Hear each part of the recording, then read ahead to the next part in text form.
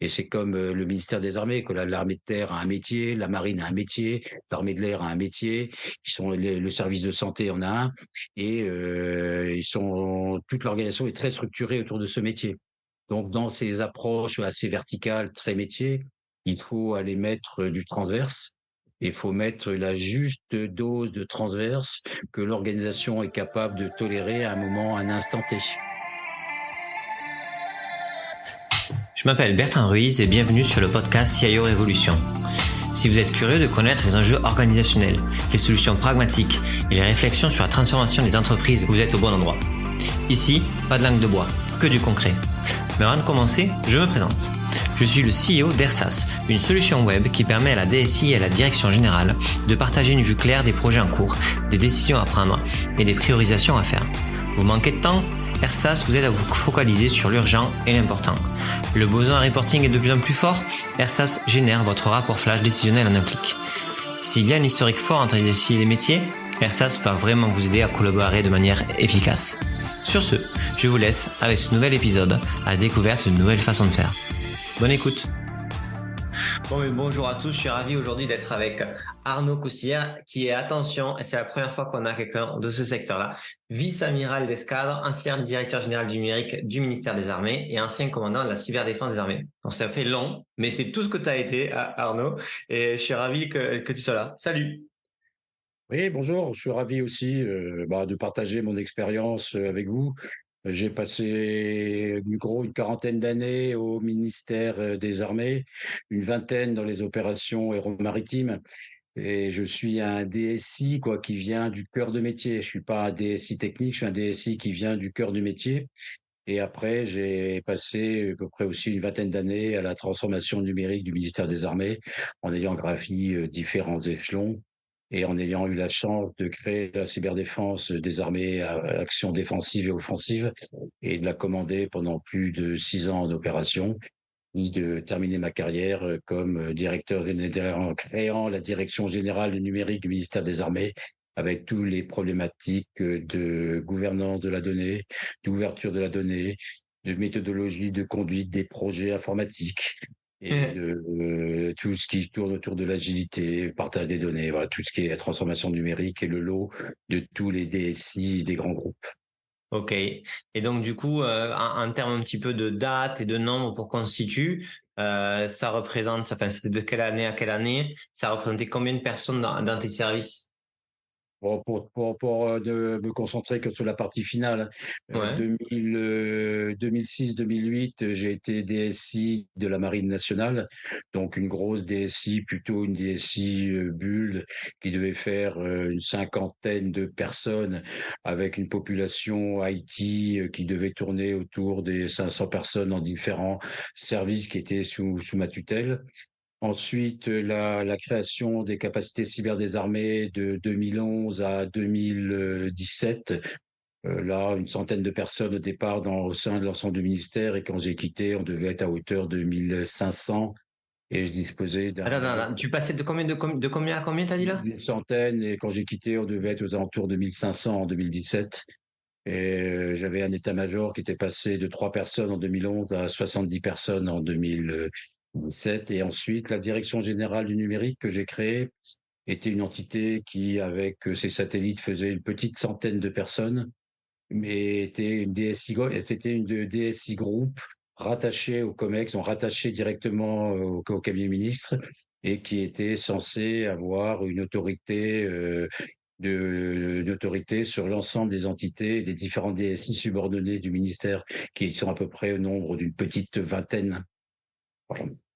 Et Ok. le ministère Et des donc, Armées, c'était à peu près 20 000 spécialistes des systèmes d'information et informaticiens, euh, plus de 3000 plus de 3000 systèmes d'information, sans compter l'informatique embarquée dans les systèmes d'armes, dans les infrastructures industrielles, à différents endroits, plusieurs centaines de métiers et en gros un budget d'investissement de l'ordre de 2 milliards d'euros par an, sans compter les ressources humaines et les masses salariales.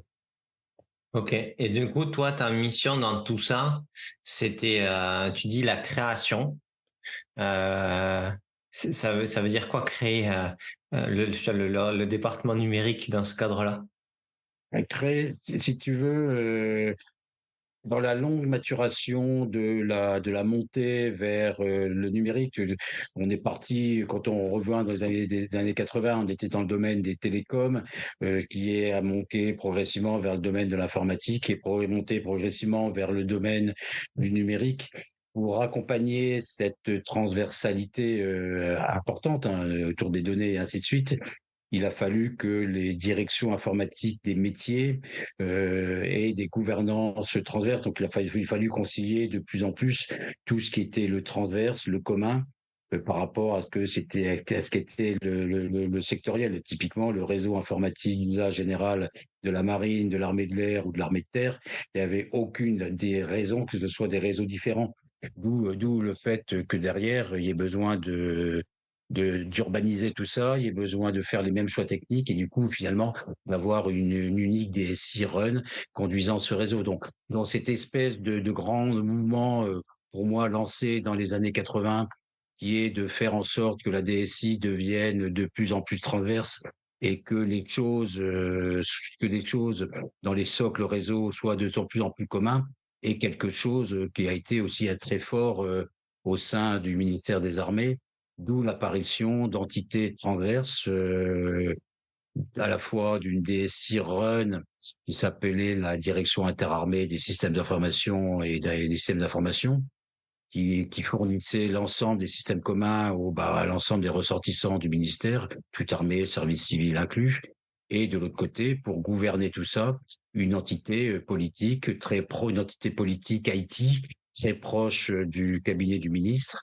Et à un moment donné, puisqu'il fallait ouvrir davantage les données, parce qu'il fallait mieux conduire les projets, le ministère des Armées a senti le besoin de donner davantage d'attributs de gouvernance à cette entité et transformer cette direction générale des systèmes d'information, entité politique, en une vraie DSI groupe ayant un certain nombre de pouvoirs d'arbitrage, un certain nombre de responsabilités transverses et un certain nombre de droits de veto, notamment sur la conduite des programmes. Voilà. Donc c'est ça ce que j'ai été amené à faire, c'est de transformer une direction de l'IT très politique qui disait voici les normes qu'il faut faire, qui faisait des beaux papiers très intéressants, mais qui n'étaient pas appliqués, en une direction plus opérationnelle et exerçant en réelle autorité sur l'ensemble des différentes DSI du ministère. Quand on prend une organisation de la taille du ministère des Armées, je pense que l'on est l'organisation la plus complexe en La Europe. plus complexe, ben ouais, c'est clair. Pas tellement du fait du nombre de postes de travail, mais surtout de l'hétérogénéité des systèmes, des contextes d'emploi et des métiers. Ok. Donc c'est plutôt le fait que ça soit vraiment tellement disparate en interne que faire en sorte que tout le monde arrive à travailler ensemble, à créer un cadre commun a été le point clé, c'est ça? Oui, tout à fait. C'est la partie c'est un peu de toute façon la problématique que tous les grands DSI ont dans les organismes où il y a des cultures d'entreprise assez fortes. Moi, j'ai beaucoup travaillé à l'époque avec EDF, avec la SNCF ou encore avec le Crédit Agricole, qui ont des cultures d'entreprise extrêmement fortes autour de métiers très structurés. Et c'est comme le ministère des Armées, que l'armée de terre a un métier, la marine a un métier, l'armée de l'air a un métier, le service de santé en a un, et toute l'organisation est très structurée autour de ce métier. Donc, dans ces approches assez verticales, très métiers, il faut aller mettre du transverse.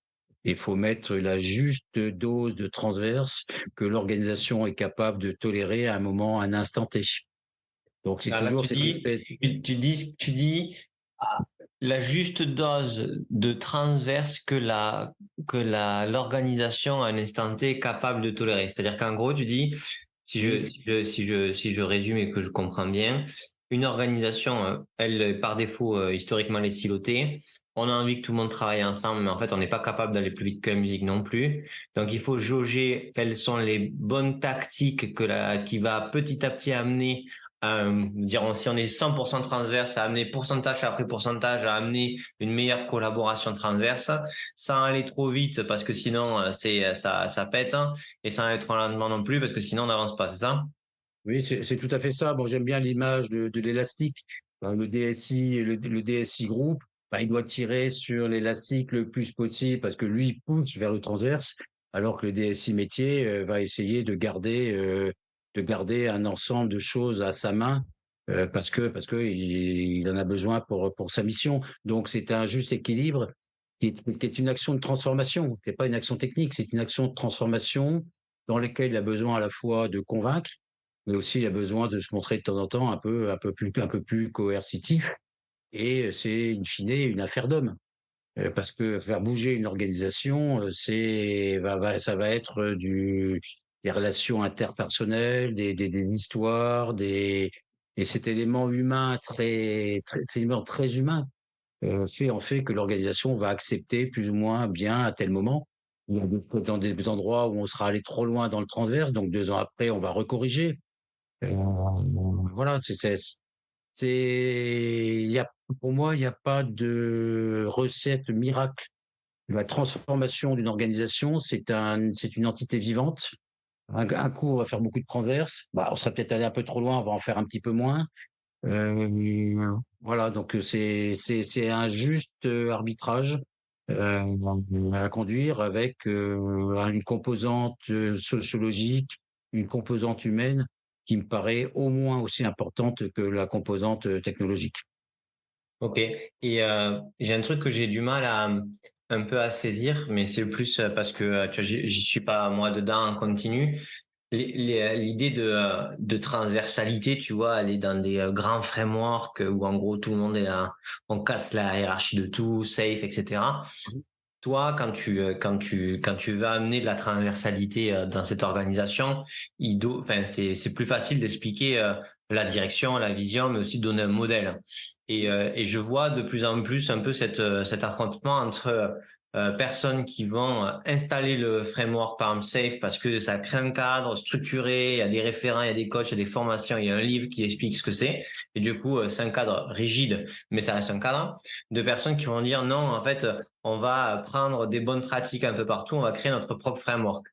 Et donc du coup, quand j'imagine que les choses sont un peu compliquées en interne, politiques, où il y a besoin de créer ce côté un peu vers où on va commun, comment toi tu te positionnes par rapport à cette question de est-ce que pour pouvoir avoir un commun dans l'organisation, il faut que on se rattache à un framework qui est connu et qui est explicité par d'autres, ou est-ce que c'est plutôt de la co-construction?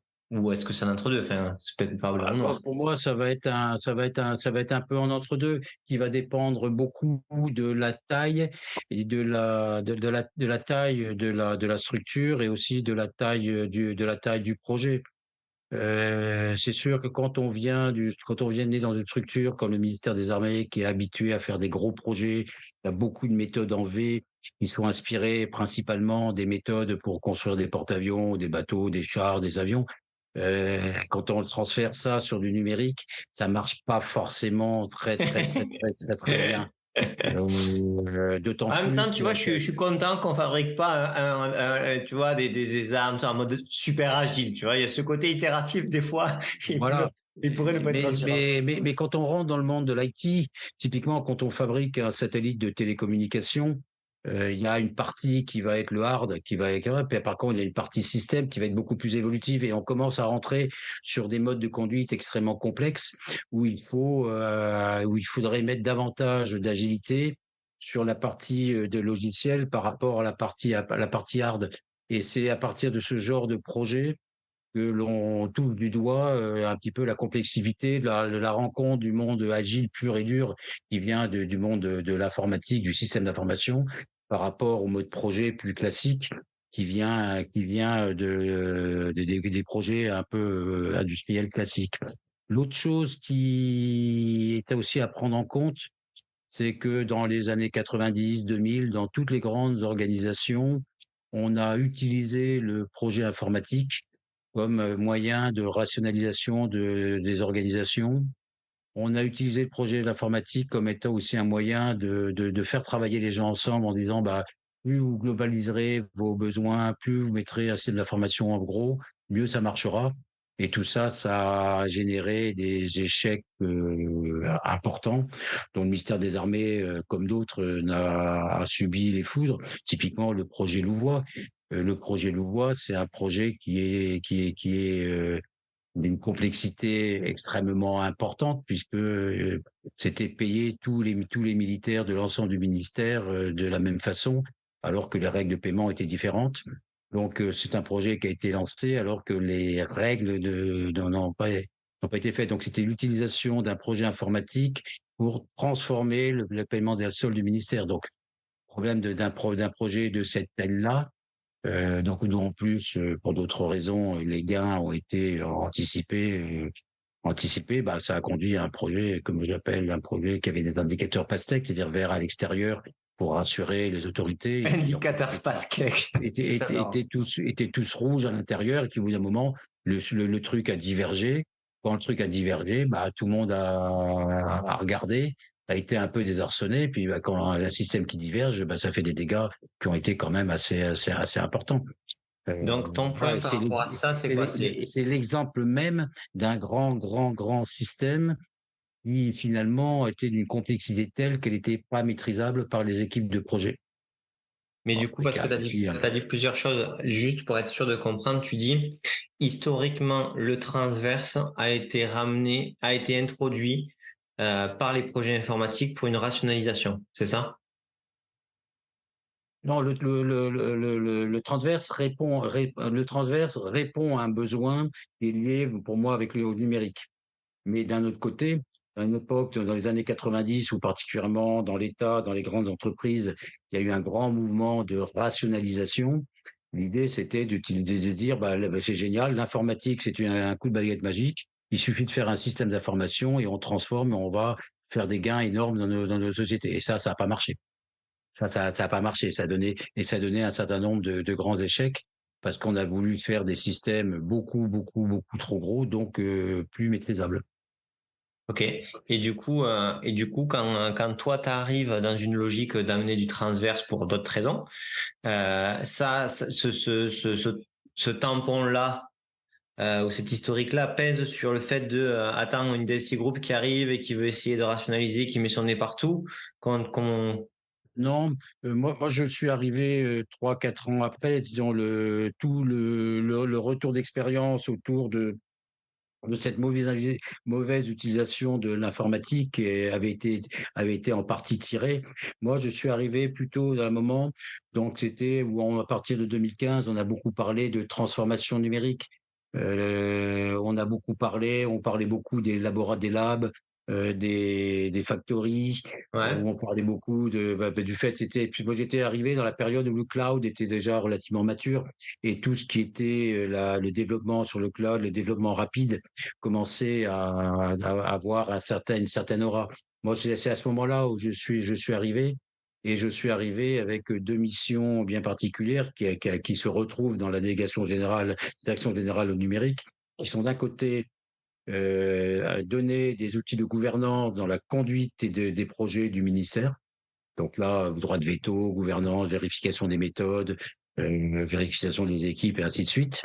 Et de l'autre côté, orchestrer la transformation numérique du ministère, c'est-à-dire aider les différentes DSI, aider les métiers à aller vers ces nouveaux modes nouveaux modes numériques en améliorant la façon de développer un système beaucoup plus rapidement. Donc arriver à préconiser un certain nombre de méthodes de travail qui venaient plus du monde de l'innovation et en allant jusqu'à la méthode SAFE pour les gros projets.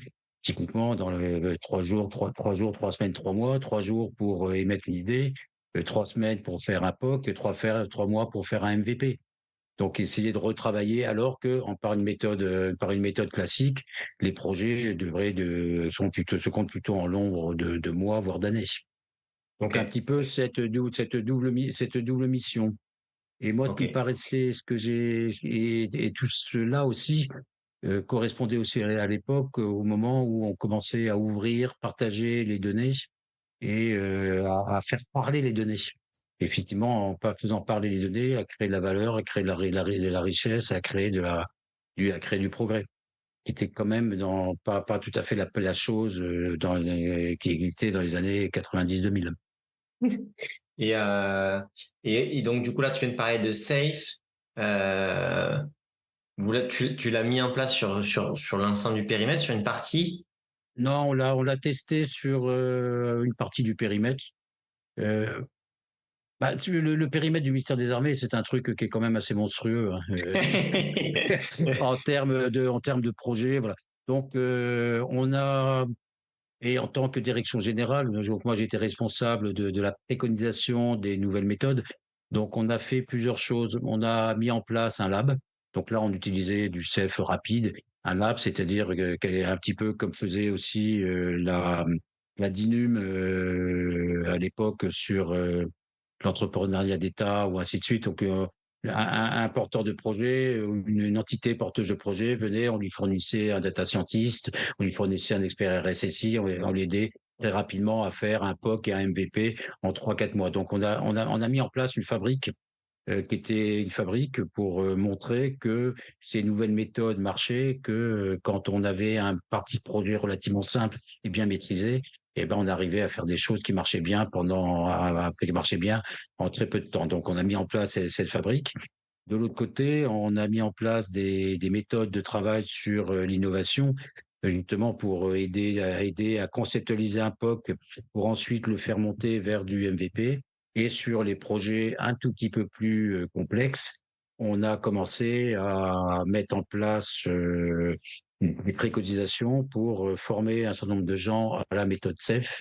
Et on a testé la méthode CEF sur différents projets, soit sur des projets qui étaient des projets métiers d'une DSI, donc sur des projets relativement bien maîtrisés. Toi, si on l'a testé aussi sur un projet extrêmement complexe, était la refonte du socle numérique du ministère des Armées.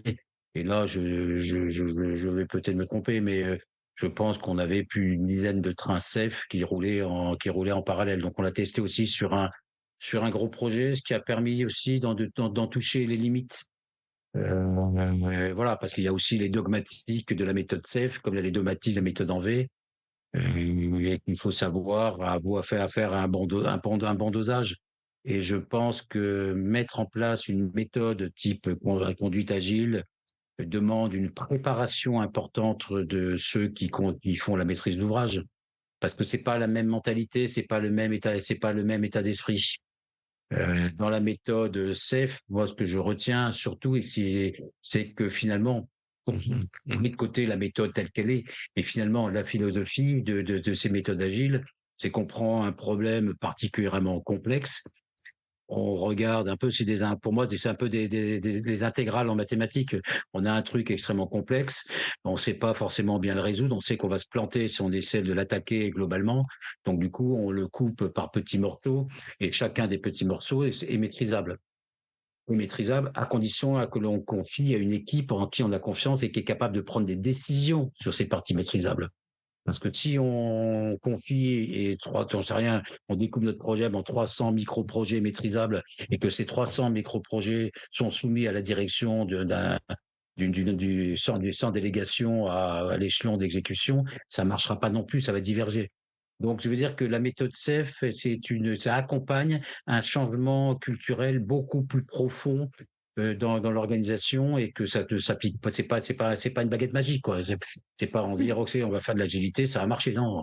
Tous ceux qui disent ah ouais, on fait de l'agilité puis qui qui ne changent pas culturellement leur mode de travail, ça conduit à l'échec, ça marche pas. Donc c'est assez profond, d'où un besoin d'acculturation, d'où un besoin d'accompagnement, d'où ce qu'on avait commencé à mettre en place. Après moi je suis parti, hein. Je suis quand même parti en 2020, avant plus de 3 ans, des coachs, des formations à cette méthode-là. Et est-ce qu'en 3 ans, parce que tu sais, le problématique d'un DSI qui part tous les 3 ans, c'est quand même la majorité aujourd'hui dans le marché. Ce qu'on voit, c'est que en gros, t'arrives à initier un changement parce que t'as quand même la confiance des gens qui t'ont recruté, etc., que c'est nécessaire, mais c'est tellement dur au moment donné où ça commence à bouger que c'est le moment où il faut partir. Est-ce que tu valides ou est-ce que Ah bah oui, je valide.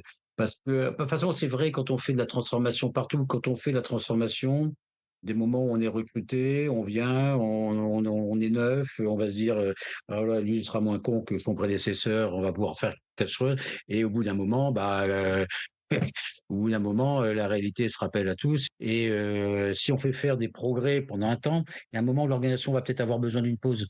Donc c'est pour ça que le DSI ou le DSI réformateur, au bout de 3 ans, il a peut-être bien avancer sa structure pendant 2 ans. Soit on lui redonne un mandat de 3 ans parce que du coup il s'installe dans la continuité, il a du temps devant lui, il n'est pas obligé d'aller au forcing. Soit on lui donne pas de temps, du coup il va au forcing, donc il va au clash. Moi, ce qui est intéressant dans mon expérience, c'est que j'ai fait 2 grandes transformations du ministère des Armées. La première, c'est la création de la cyberdéfense. Je suis quasiment resté en poste pendant 8 ans. Donc, j'ai été en charge du projet pendant 2 ans et je l'ai commandé pendant plus de 6 ans. Et donc, du coup, j'ai été avec mon équipe. Donc, on a bénéficié de ce recul du temps qui a permis d'y aller à un certain rythme. Voilà. Ensuite, comme DGNUM, je suis resté 3 ans. La mise en place de la DGNUM la première année, j'étais plébiscité par tout le monde était très content. On a mis en place des tas de reglés.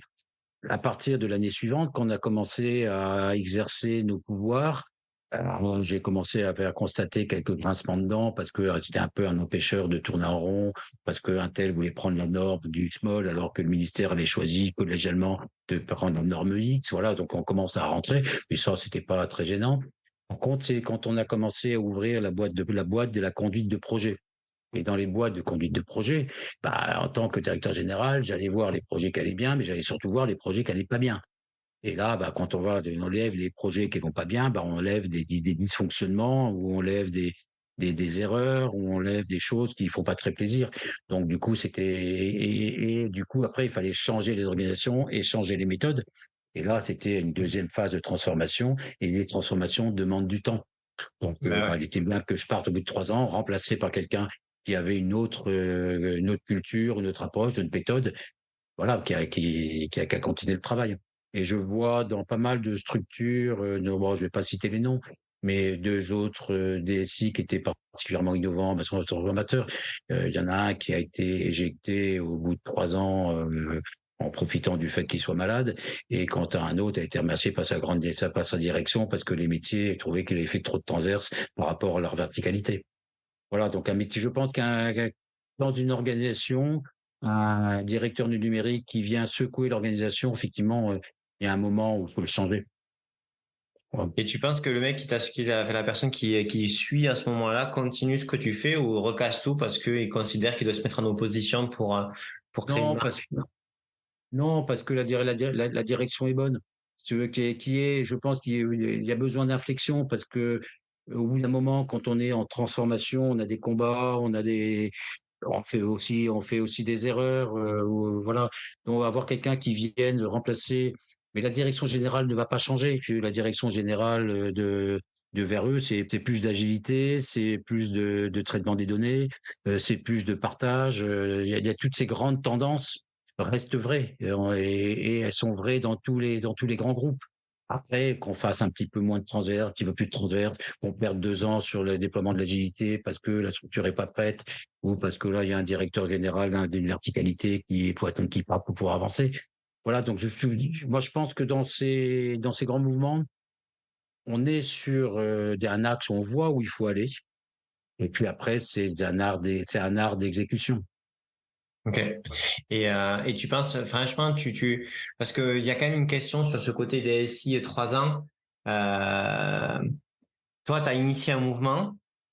Tu as vraiment initié un mouvement de transformation à ce moment-là. Tu changes des pratiques, etc. Est-ce que, parce que j'imagine que tu sais un peu encore ce qui s'y passe, etc. de manière globale, est-ce que du coup ils sont quand même allés dans la même direction et ils y sont allés, alors pas exactement comme tu pensais qu'il faudrait, etc. Oui, Mais oui, c'est oui, pour oui. continuer. Ouais. Non, non, non, ce que j'ai lancé avant de partir, qui était la création de 17 DSI métiers du ministère des Armées, le projet a été entériné par le ministre 6 mois après mon départ et est devenu opératoire. La création de l'agence numérique de défense, elle a été créée après qu'elle ait réussi ou pas réussi à trouver sa place. c'est un autre sujet parce que mais ces choses-là, et globalement, ce qui a été mis sur les rails a continué à évoluer. La question, est-ce qu'il aurait mieux fallu me laisser 5 ans, 6 ans ou ne pas me changer? Mais voilà, je pense que dans un DSI, il faut lui redonner un vrai mandat. Moi, quand j'ai transformé cette partie-là, j'ai créé la direction générale numérique. Ça m'a pris 2 ans, 6 mois, 1 an pour la créer. Et puis 1 an et demi pour la mettre sur les rails, à peu près pour qu'elle fonctionne bien, qu'elle soit bien acceptée. Ça, pas de souci, ça a marché, ça rentrait bien dans mon périmètre où j'avais 3 ans de vie. Après, quand on m'a demandé d'attaquer la conduite des projets, la première question que j'ai posée au cabinet, c'est vous me donnez combien de temps? Et là, la réponse a été extrêmement floue. Et donc du coup, parce que cette réforme sur la conduite des projets, c'est vraiment du dur, très dur. Ah ouais. Et puis là, j'ai pu lancer. Là, du coup, je me suis contenté de lancer les premiers inputs parce que je sais très bien que ça ne servait à rien d'aller plus loin parce que je savais très bien que à l'été 2020, je partais et que je ne serais pas prolongé, que mon équipe serait aussi un petit peu défaite. Donc, la particularité, si vous voulez, nous, militaires, c'est que on est comme les pots de yaourt. On a une date de fin de vie sur nos contrats. Donc on sait très bien que 59 ans, on est dehors Après la pastèque, le pot de yaourt. Voilà. On est très dans la nourriture aujourd'hui. Voilà, ouais, être de nourriture. Ouais, non, mais il n'y a pas de surprise. Ce qui est différent d'un DSI du monde privé qui peut être débarqué du jour au lendemain. Donc nous, on débarque pas trop, c'est pas tellement notre culture. Mais on sait que les gens vont disparaître à telle date parce que c'est leur limite d'âge. Voilà, donc les relations sont peut-être un tout petit peu plus différentes. Okay. Mais je pense que la transformation numérique a été est un mouvement qui est intéressant parce que ça a mis en route une dynamique. Je pense que ça a 2 points difficiles, c'est que ça met en place un tempo qui est très rapide. Et puis deuxièmement, c'est le point le plus, je pense, le plus compliqué, le plus délicat et qui est vraiment la ligne de conduite et la ligne directrice de toutes ces transformations, c'est les compétences et les ressources humaines. Et les difficultés. Et ça, par rapport à la partie RH interne, oui. C'était quoi le lien? En tant que directeur général du numérique, j'étais ce qu'on appelle en jargon pilote des métiers numériques. Donc, j'étais comptable du suivi de ces métiers, du suivi de la situation, de la formation et de l'état des lieux, de l'évolution, du nombre d'agents, des difficultés de recrutement, des difficultés de formation, des affectations, voilà. Donc de la radioscopie annuelle en permanence de l'état des lieux de la ressource humaine numérique du ministère des Armées. Et je pense que dans la transformation du ministère, dans la conduite, c'est l'élément le plus structurant. Parce que c'est pas la peine de rêver de super DSI si on n'a pas les bonhommes. Et derrière, ça veut dire que moins on a de personnes, malheureusement, s'il faut externaliser, plus il faut garder des personnes de haut niveau capables de faire de la maîtrise d'ouvrage. Donc des métiers d'architecte d'entreprise sont des métiers très en tension. Je passe bien sûr sur tout ce qui est data scientist, les gens qui vont parler data, ou encore tous les gens qui sont des experts de la cyber. Mais c'est vraiment ce côté manque de ressources humaines quantitatif et qualitatif qui impose dans différents endroits aussi qu'on rassemble les experts au bon endroit. Typiquement, quand on a créé l'agence numérique de défense, c'était de se dire il faut que je mette dans cette agence les meilleurs pilotes de conduite de projet, les meilleurs architectes pour pas les avoir disséminés dans tous les services. Je les mets là et cette agence va devoir conduire les 50 principaux programmes de système d'information du ministère des Armées, ceux qui sont les plus structurants, ceux que moi, en tant que DGNUM, je suivais dans une liste, et après on rendait compte à l'interministériel ou qui est directement du ministre de l'avancement de ces projets. Voilà, arriver à concentrer la ressource humaine parce qu'elle est rare. Et du coup, par rapport à la ressource humaine, donc du coup, il y a une question de compétences dans l'IT, etc. Première question, est-ce que tu pouvais recruter tu pouvais recruter à l'interne, c'était de la presta. Et deuxièmement, est-ce que il y avait une problématique aussi de RH liée aux autres métiers où en gros, tu avais eu du mal parce que bon, safe, etc., l'agilité, c'est quand même être proche du utilisateur finaux, etc. Et donc du coup, un changement un peu global au niveau de l'organisation qui dépasse la DSI. Est-ce que c'était aussi un point de difficulté ou au contraire, il y a eu plutôt un mouvement en interne comme quoi c'est ça qu'il fallait faire et du coup, c'était plutôt moteur? Non, sur les bilans RH, non, il y avait une assez bonne mobilisation, notamment de la direction des ressources humaines du ministère, avec qui on a créé une académie du numérique. Donc, par contre, la ressource est rare. On avait aussi revalorisé énormément les salaires des contractuels pour arriver à les hisser au même niveau que les salaires équivalents du privé. Voilà, après, les corps des fonctionnaires, c'est une autre problématique. Mais non, il y avait là, autant sur la conduite de projet, c'était des choses qu'on tapait dans le dur, dans le dur, avec des oppositions fortes, pas par mauvaise compréhension, autant sur le besoin de faire quelque chose sur les RH, le besoin de mobiliser l'ensemble des acteurs du ministère des Armées pour trouver des solutions innovantes, sur les ressources humaines, sur le recrutement, toutes spécialités IT confondues. Oui, ça, il y a un mouvement, une vraie dynamique. Les armées les directions des ressources humaines des armées ont réinventé des partenariats, en allant chercher des gens dans les écoles à partir de la classe de première. Voilà, il y a eu beaucoup d'initiatives. Vont-elles suffire à alimenter très franchement, je pense que non. Et qu'il va falloir, là aussi, dans la conduite de projet, revoir un certain nombre de façons d'exploiter nos systèmes d'information. Je ne parle pas pas avec de l'externalisation telle qu'on pouvait mal la comprendre il y a quelques années, mais le recours à des partenaires, à des prestataires à qui on confie typiquement l'hébergement. Aujourd'hui, faire de l'hébergement cloud en cloud privatif, OK, sur certaines données très sensibles du ministère des Armées, sur un certain nombre de données de niveau sensible, je pense aux données ressources humaines ou des choses dans ce genre-là, le cloud peut être mis en commun avec les autres services de l'État ou peut être confié à des partenaires comme Thales, OVH, même Spot, Airbus, je peux pas j'en oublie, Orange et compagnie. Des gens qui sont absolument sous le cadre juridique français et avec du personnel qui est capable, comme on est capable d'habiliter ou avec les standards de la défense. C'est pas, pour moi, c'est pas à des militaires en uniforme de faire de l'hébergement cloud sur des données RH du ministère. Voilà, donc Ok. les militaires en uniforme du SIC, il est fait pour aller sur le théâtre d'opération, il est fait pour aller combattre. Euh, voilà, donc il y a un juste équilibre, il y a un juste équilibre à trouver. Et est-ce que tout ça, en fait, si tu dis que tu as créé plein de DSI, que tu es en relation avec le ministère, etc., est-ce que il y avait un sentiment, il y avait un sentiment d'équipe commune dans le mouvement que vous essayez de créer, et donc du coup, bon, des dissensions sur certains points, mais qui étaient à la marge, ou est-ce que le mouvement qui est en train de se mettre en place, il y avait pas encore tout le monde dans la direction IT globalement qui était embarqué? Non, je pense que les deux premières, la première année et demie où je suis arrivé, il y avait une bonne convergence, il y avait une bonne équipe. Si, au sein de ma direction, j'avais une équipe extrêmement soudée, qui nous a permis de se mettre d'accord, de travailler très vite et de faire des propositions très rapidement. Avec d'ailleurs une équipe qui était à 50% civil, militaire, et on devait avoir 30% de taux de féminisation, et notamment j'avais une chief data officer, chief digital officer qui arrivait du groupe Vinci, qui avait une culture civile totalement. Voilà, donc c'était une partie un peu qui était un peu une locomotive. Oui, Ça, c'est dans ton ensuite équipe, hein, mais ça, ça mais c'est du mon coup, équipe.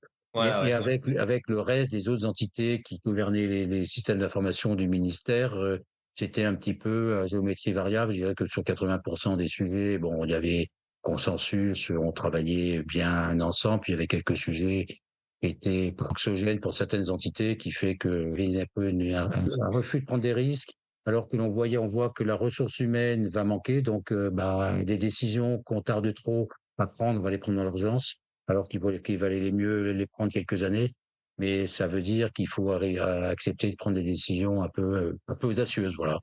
Donc Et c'est en pour ça fait, que quand tu parles de décision audacieuse, de courage, est-ce que tu le mets, sans citer de trucs et tout, mais est-ce que tu le mets plutôt sur le compte de la peur de pas gérer, donc du coup d'être une remise en question de soi, ou le fait de plutôt ne pas croire dans la nécessité de changer, c'est quoi? oui, ne pas croire dans la nécessité de changer, le fait que dans 2 ans on sera parti, donc finalement ça marche pas si mal. Et puis je pense que là aussi, quand on est à la tête d'une entité, d'une DSI, et qu'on travaille énormément pour faire marcher son truc, et ben on n'est pas capable de regarder au-delà de 6 mois.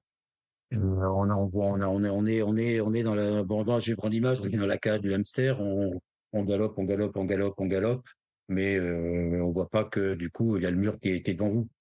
Voilà, mais que du coup, quand on vous dit, bah non, ton mur, il va arriver, maintenant tes ressources humaines, regarde, tu perds 8% de personnel depuis 5 ans, c'est systémique, ce n'est plus, on va pas arriver avec les données. Donc, il faut que tu penses ton organisation.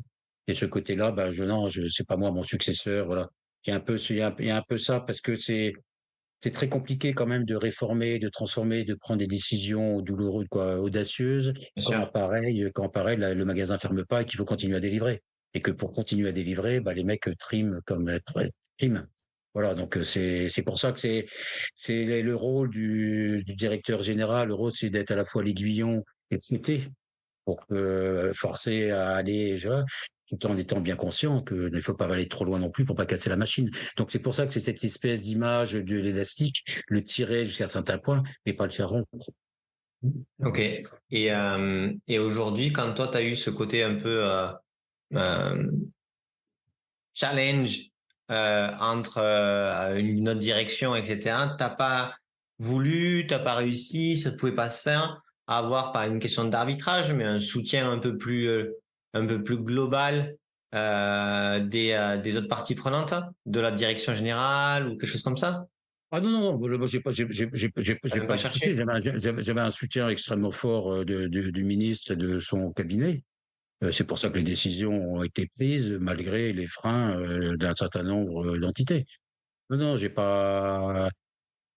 Voilà, mais si tu veux, c'est plus dans la discussion de tous les jours, dans le rapport de discussion de tous les jours, de conviction, que j'ai eu des freins. Or, les décisions de haut niveau proposées au ministre, que j'ai proposées, a toujours été acceptées.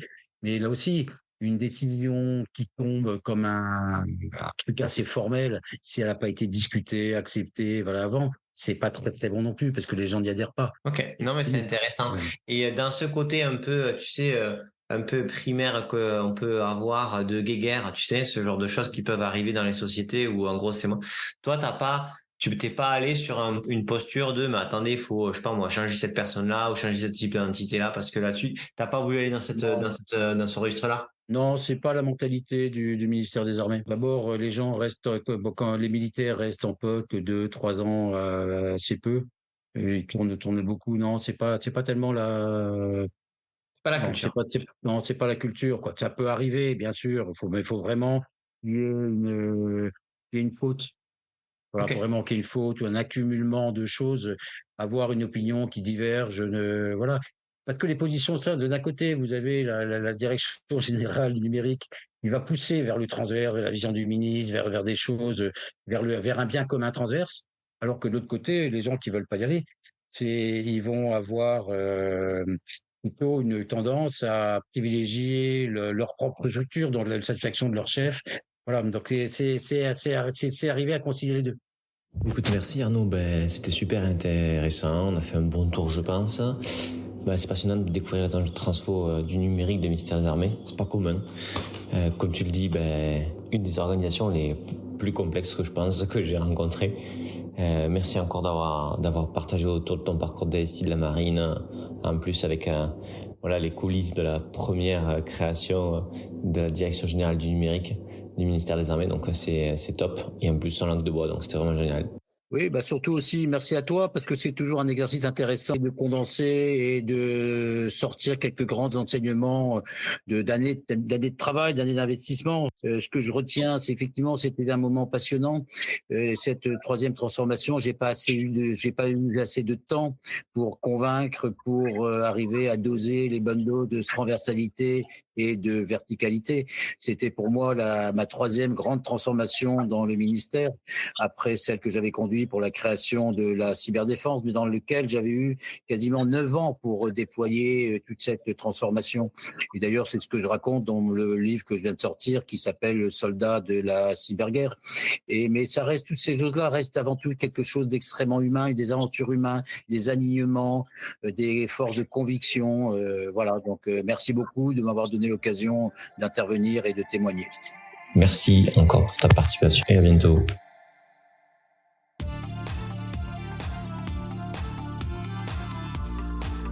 Bon, mais j'espère que vous avez kiffé ce podcast.